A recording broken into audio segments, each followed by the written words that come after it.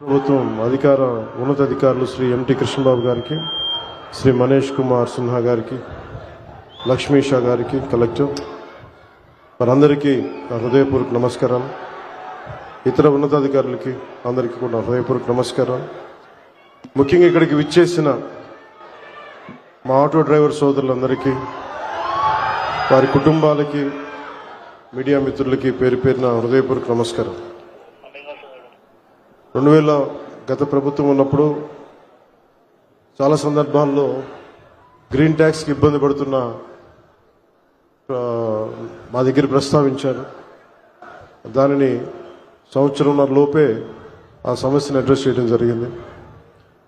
అలాగే గత ప్రభుత్వం మనకి మనీ ఇచ్చిన కానీ రోడ్లు పూడ్చలేకపోవటం, మరింత రిపేర్లు రావటం, ఇవన్నీ చాలా సందర్భాల్లో మాట్లాడాను.